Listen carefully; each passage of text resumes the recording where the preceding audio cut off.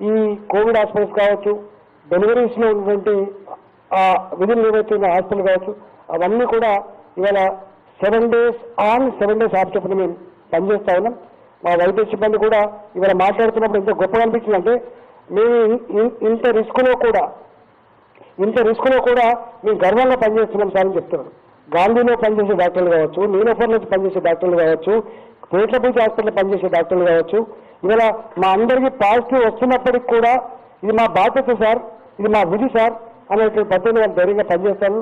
అలాంటి డాక్టర్లకు ధైర్యాన్ని ఇచ్చే సందర్భంలో, అలాంటి హాస్పిటల్లో పనిచేస్తున్న ఇతర సిబ్బందికి ధైర్యాన్ని ఇచ్చే బదులుగా వాళ్ళు కుంగదీసే పద్ధతిలో కూడా ఇది బాగలేదు అది బాగలేదు పనిచేసేటువంటి పద్ధతి ఇది మంచి పద్ధతి కాదని చెప్పి నేను తెలియజేస్తా ఉన్నా.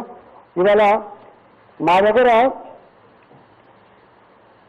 పీపీ కిట్స్ ఆల్మోస్ట్ 10 లక్షల పైన ఉన్నాయి మాకు. పీపీ కిట్లు 10 లక్షల పైన ఉన్నాయి మాకు. N95 మాస్కులు మా దగ్గర స్టాక్ 11 లక్షలు ఉన్నాయి మాకు. ఫేస్ షీల్డ్ తెప్పించిన మా దగ్గర. అదేవిధంగా డాక్టర్ మాస్కులు కావచ్చు, గ్లౌజులు కావచ్చు, వాటికి కొరతలే లేవు మాకు.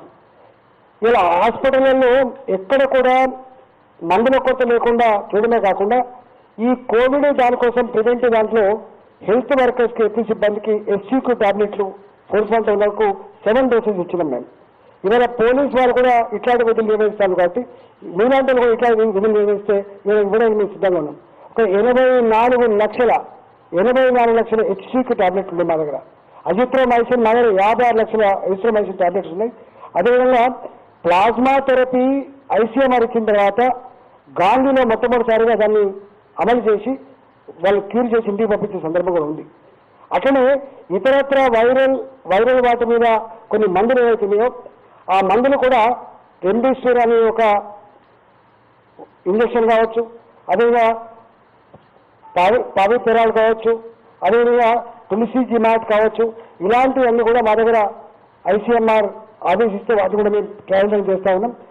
ఒక్క మనిషిని కూడా క్రిటికల్గా ఉన్న ఒక మనిషిని కూడా కాపాడుకోవాలనేటువంటి తపంతో డబ్బులు ఎంత ఖర్చు అయినా మందులకు ఎంత ఖర్చు అయినా కూడా చేయాలని చెప్పి ఆ విధంగా చేస్తూ ఉన్నాం. ఒక 150 వెంటిలేటర్లు పాత వెంటిలేటర్ తోడుగా 150 వెంటిలేటర్లు కూడా ఒక 100 వెంటిలేటర్లు మొన్న వచ్చినాయి, ఒక 50 వెంటిలేటర్లు DRDO నుంచి మాకు వచ్చినాయి. 150 వెంటిలేటర్లు కూడా పెట్టుకున్నాం. మాకు భారత ప్రభుత్వానికి మేము 1000 వెంటిలేటర్ల కోసం అర్జీ పెట్టుకున్నాము. ఆ 1000 వెంటిలేటర్లో తొలి విడతలో 50 వెంటిలేటర్ కూడా వేయడం జరిగింది. మిగతా 950 వెంటిలేటర్లు కూడా వారు ఇస్తామని చెప్పి మాకు ప్రామిస్ చేసినారు. ఎందుకంటే ఈ కోవిడ్ ఫండ్ కింద కేంద్ర ప్రభుత్వం ఏదైతే ఇవ్వబోతా ఉందో ఈ మీటర్ లోపల ఇస్తామని చెప్పి తెలియజేస్తా ఉన్నా. అదేవిధంగా ఇవాళ టెస్టుల కెపాసిటీ పెంచడానికి, రాబోయే కాలం టెస్టుల కెపాసిటీ పెంచడానికి ఏ మిషన్లు అయితే మేము ఆర్డర్లు పెట్టినో ఆల్మోస్ట్ అన్ని టీచింగ్ హాస్పిటల్లో, అంతకుముందు 9 ఉండే అన్ని టీచింగ్ హాస్పిటల్లో సపోర్ట్ మిషన్లు కూడా మేము సమకూర్చుకోవడం జరిగింది. అదేవిధంగా కొన్ని CB0 మిషన్స్ అని చెప్పి ఒక 2 మా దగ్గర, వాటి కూడా దీనికోసం వాడుకోవాలని చెప్పి అది ర్యాపిడ్గా వచ్చేటువంటి ఆస్కారం ఉంది కాబట్టి 2 అవర్స్లోనే నెగిటివ్ వచ్చే ఆస్కారం ఉంది కాబట్టి నెగిటివ్ ఉంటే నెగిటివ్ వస్తుంది, పాజిటివ్ ఉంటే మనం టెస్ట్ చేసుకోవాల్సిన అక్కడ ఉంటుంది కాబట్టి త్వరలోనే తెలిసే ఆస్కారంలో వాటి కూడా మేము చేసే ప్రయత్నం చేస్తా ఉన్నాం. అదేవిధంగా నిమ్స్ హాస్పిటల్లో మా వైద్య సిబ్బంది ఎవరైతే ఇన్ఫెక్ట్ అయిందో వాళ్ళందరూ కూడా మా నిమ్స్ హాస్పిటల్లో వాళ్ళకు సెపరేట్గా వాడు పెట్టి ఐసోలేషన్లో పెట్టే ప్రయత్నం కూడా చేస్తా ఉన్నాం. అదేవిధంగా ఈ మధ్యకాలంలో ICMR గైడ్లైన్స్ ప్రకారంగా ఎవరైతే పాజిటివ్ కేసులు నిర్ధారించబడుతున్నారో ఆ పాజిటివ్ కేసులలో ఏసింటమాటిక్గా ఉన్నాడు, అంటే జలుబు కానీ దగ్గు కానీ జ్వరం కానీ ఏమీ లేకుండా నార్మల్గా కనబడే మనిషి ఉన్నారో అలాంటి వాళ్ళకు వాళ్ళ ఇళ్లలో కనుక ఫెసిలిటీ ఉంటే, డబుల్ బెడ్రూమ్లో 3 బెడ్రూమ్లో ఉంటే, ఇండిపెండెంట్ ఇల్లు కనుక ఉంటే, వాళ్ళ ఇళ్లలో ఏమైనా కోమార్బిడిటీ అంటే డయాలసిస్ హార్ట్ పేషెంట్లు లేకపోయి ఉంటే వాళ్ళందరికీ ఇళ్లలో మేము ఐసోలేషన్ చేస్తున్నాం. మీకు అంతా కూడా తెలుసు. అదేవిధంగా ఎవరికైతే ఇల్లు లేవో, ఎవరైతే మేము హాస్పిటల్లో ఉంటామంటున్నారో వాళ్ళు హాస్పిటల్లో పెడతాను, ఎవరైతే మేము ఐసోలేషన్లో ఉంటామని చెప్తున్నామో వాళ్ళకు సెపరేట్గా మా ప్రభుత్వపరమైన ఐసోలేషన్లు పెడుతున్నాయో నేచర్ క్యూర్ హాస్పిటల్, అదేవిధంగా మాకు మిగతా హాస్పిటల్స్ అవుతున్నాయో వాటిని కూడా వాడుతూ ఉన్నాం. ఎక్కడ కూడా ఏ ఇబ్బంది లేదు.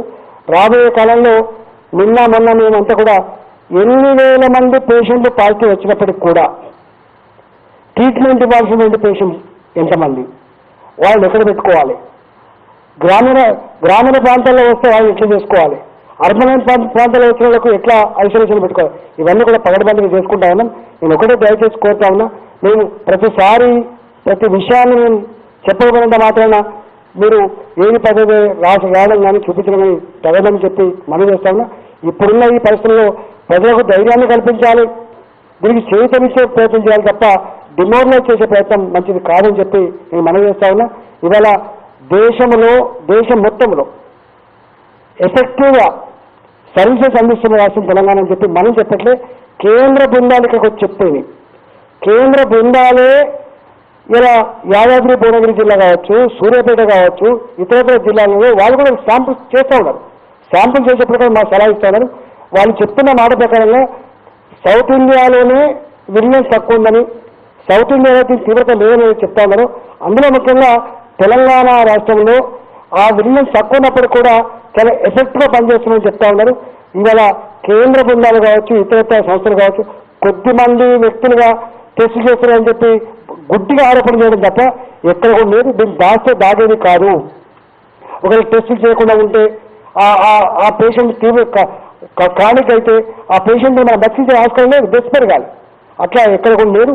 మీ న్యాచురల్గానే ఇవాళ సారీ కేసులు కావచ్చు, ఇలా ఐఎల్ఐ కేసులు కావచ్చు, సీజన్ మారినప్పుడు కొంత వస్తూ ఉంటాయి. అట్లనే గాంధీలో సారీ కేసులు ఉన్నాయి, ఐఎల్ఐ కేసులు ఇలా వీటితో పాటుగా ఉన్నాయి. కాబట్టి అంతకుముందు ఈ సారీ ద్వారా, ఈ ఐఎల్ఐ ద్వారా, లేకపోతే ఈ డెంగ్యూ జ్వరాల ద్వారా రకరకాల పద్ధతులు మరణాలు ఉండే. కానీ ఇలా ఇక్కడ ఈ హాస్పిటల్ ఫెసిలిటీస్లో సారీ కేసుల కూడా డెస్ తక్కువ వచ్చేట్టుగా మేము ప్రయత్నం చేసుకుంటా ఉన్నాం. ఐఎల్ఐలో కూడా మేము బతికించే ప్రయత్నం చేస్తూ ఉన్నాం. ఇవాళ ఒక్క మాట చెప్పాలంటే, మనిషి చావకుండా ఉండే పద్ధతులలో అన్ని రకాల మెజర్స్ తీసుకోవాలని చెప్పి మేము పనిచేస్తా ఉన్నాం. రాబోయే కాలంలో ఎట్లాంటి పరిస్థితి అయినా కూడా మేము ట్యాకిల్ చేయడానికి ప్రభుత్వం, మా వైద్య ఆరోగ్య శాఖ పూర్తి సన్నద్ధతో ఉంది in all means. Thank you.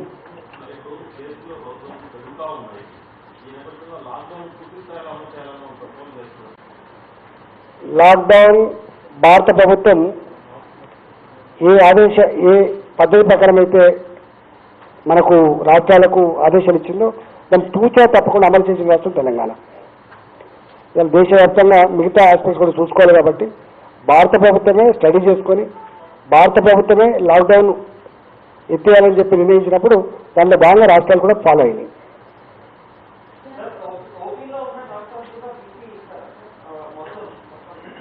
అసలు ఎక్కడైతే హాస్పిటల్లో ఒక టీం ఉంటుంది, ఒక గ్రూప్ ఉంటుంది, రోజువారీగా ఎవ్రీడే ఏం చర్యలు చేపట్టాలి, ఏం ట్రీట్మెంట్ ఇవ్వాలి, ఏం మెజర్స్ తీసుకోవాలని ఉంటుంది. ఎక్కడ నాకు పీపీ కిట్ల విషయంలో, N95 మాస్కుల విషయంలో ఇతరత్ర ఎక్కడ కూడా కొరత లేదు. ఎక్కడ అవసరం ఉంటే అక్కడ వాడుకోమని చెప్పినాం. ఈవెన్ పిహెచ్సి స్థాయి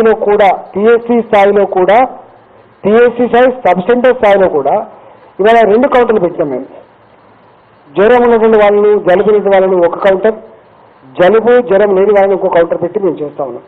ఆ జ్వరం ఉన్నటువంటి వాళ్ళకు కూడా అవసరమైతే కిట్లు వాళ్ళని చెప్పి ఇచ్చినాం మేము. కాబట్టి ఎక్కడ కూడా మా వైద్య ఆరోగ్య శాఖలో ఉన్న ఉద్యోగులు ధైర్యంగా పనిచేయాలి, క్షేమంగా ఉండాలి, ఆరోగ్యంగా ఉండాలని చెప్పి కోరుకుంటున్నాం మేము.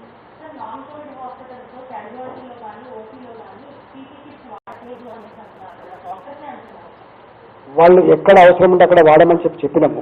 అంటే మ్యాసివ్గా వాడడం కాదు. ఇవాళ మాకు గాంధీ హాస్పిటల్ ఉంది, అంటే 100% వాడాలి మేము. ఎక్కడైతే పాజిటివ్ పేషెంట్ని ఐసోలేషన్ పెట్టామో అక్కడ 100% వాడాలి మనం. ఎక్కడెక్కడైతే మనకు కొంత ఇన్ఫెక్టెడ్ ఏరియాస్ నుంచి వచ్చే డెలివరీస్ ఉంది, ఇన్ఫెక్టెడ్ ఏరియాస్ నుంచి వచ్చేటువంటి డెలివరీ కేసులలో తప్పకుండా వాడతారు. నార్మల్గా ఉండేటువంటి వాళ్ళంటే అప్పుడు వాడాల్సి అక్కర్లేదు. అయినప్పటికీ మేము లేబర్ రూమ్స్ ఏవైతున్నాయో వాటి కూడా డివైడ్ చేసాం. ఇన్ఫెక్టెడ్ ఏరియాస్ వచ్చే వాళ్ళకు డెలివరీ రూములు వేరే పెట్టాం, ఇన్ఫెక్షన్ లేని ఏరియాస్ నుంచి కూడా డెలివరీస్ వేరే పెట్టాం. వాళ్ళ మెజర్స్ వేరే ఉన్నాయి, వీళ్ళ మెజర్స్ వేరే ఉన్నాయి. ఇప్పుడు వస్తున్నా కొద్దీ మాకు రిఫైన్ చేసుకుంటూ ఉంటాం. అంటే గ్రౌండ్ నుంచి వచ్చేటువంటి ఆ రిపోర్ట్ను బట్టి, అక్కడ ఉన్న పరిస్థితిని బట్టి ఇలా మేము పేట్ల పూజ హాస్పిటల్ కొంతమంది డాక్టర్లకు పాజిటివ్ వచ్చింది. వెంటనే మేము ఆదేశాలు ఇచ్చినాం, కొంత డివైడ్ చేసినాం. ఇన్ఫెక్టెడ్ ఉన్నటువంటి వాళ్ళని ఎట్లా చేసుకోవాలి, ఇన్ఫెక్షన్ లేని వాళ్ళని ఎట్లా చేసుకోవాలి, వాళ్ళకి ఎట్లా డాక్టర్లు ప్రొటెక్షన్ తీసుకోవాలి, వీళ్ళకి ఎట్లా చేసుకోవాలని చెప్పి ఆదేశాలు ఇచ్చినాం.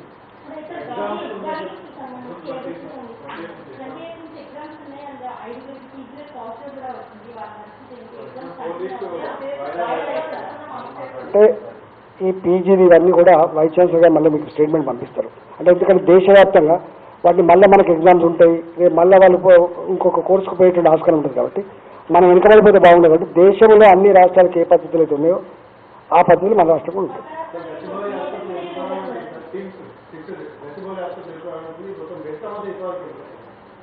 టిమ్స్ హాస్పిటల్ పూర్తి స్థాయిలో ఏర్పాటు జరిగినాయి. మొన్న ముఖ్యమంత్రి గారు ఒక 3,000 మందిని డాక్టర్లు, nursing staff, paramedical staff, technical staff వారు శాంక్షన్ ఇచ్చింది. అది రిక్రూట్మెంట్ ప్రాసెస్ మొదలైంది. కొంతమంది ఆల్రెడీ రిక్రూట్ అయిండు, కొంతమంది పేట్ల పూజ హాస్పిటల్, సుల్తానాబాద్ హాస్పిటల్లో పనిచేస్తూనే ఉన్నారు. 3,000 మందిని రిక్రూట్ చేసుకుంటున్నారు.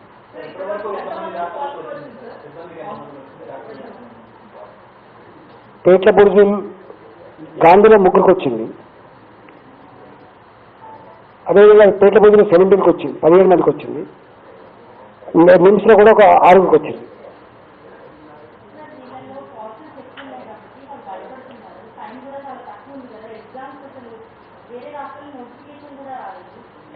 అదంతా మా వైస్ ఛాన్సలర్ గారు దాని మీద ఆలోచన చేసుకొని వాళ్ళతో మాట్లాడుకొని ఏది చేస్తే బాగుంటుందో ఆ పని మేము కూడా చేస్తాం.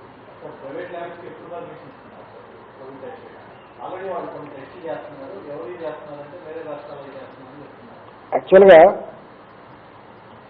మేము మొదటి నుంచి చెప్పినాం, ఇవాళ ఎక్కడెక్కడైతే ప్రైవేట్ ల్యాబ్లలో చేసిందో అక్కడక్కడ వచ్చినటువంటి దుష్పరిణామాలు, దానివల్ల వచ్చినటువంటి దుష్పరిణామాలు హిందూ పేపర్ రాసినట్టున్నది, అదే ఇండియన్ ఎక్స్ప్రెస్ కూడా రాసినట్టున్నది.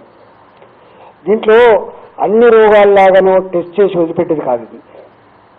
ఒక మనిషి ఆయన టెస్ట్ చేయాలంటే తప్పకుండా హాస్పిటల్లో ఉండాలి. ఆయన డాక్టర్ నిర్ధారించాలి, ఈయనకు ఈ సింటమ్స్ ఉన్నాయి, మీరు తప్పకుండా టెస్ట్ చేయమని. టెస్టింగ్ రిపోర్ట్ వచ్చిన తర్వాత, పాజిటివ్ వచ్చిన తర్వాత తప్పకుండా ట్రీట్మెంట్ ఇవ్వాలి. ట్రీట్మెంట్తో పాటుగా ఆయన ట్రేసింగ్ చేయాలి. మళ్ళా ఆయన ఎక్కడి నుంచి వచ్చిండు, ఆయనకు మరి ఆయన ఇంట్లో ఏమైనా వల్నరబుల్ గ్రూప్ ఉన్నాయా, అట్లా చేయాల్సి ఉంటుంది. కానీ ఈ ల్యాబ్స్ కేవలం టెస్ట్ చేసి వాటిగా స్లిప్ పంపడం కాదు, అనేక రకాల మార్గాలు ఉన్నాయి. అవన్నీ మేము ముందు ఇస్తాం. అందువల్ల మిస్యూజ్ అయ్యేటువంటి ఆస్కారం ఉంది ఒకటి, మనకు ఈ లింక్ కట్ అయ్యేటువంటి ఆస్కారం ఉంది 2. రేపు ఇబ్బంది వచ్చే ఆస్కారం ఉంది కాబట్టి మేము దాన్ని స్టడీ చేస్తాం తప్ప మాకు ఇంకోటి లేదు.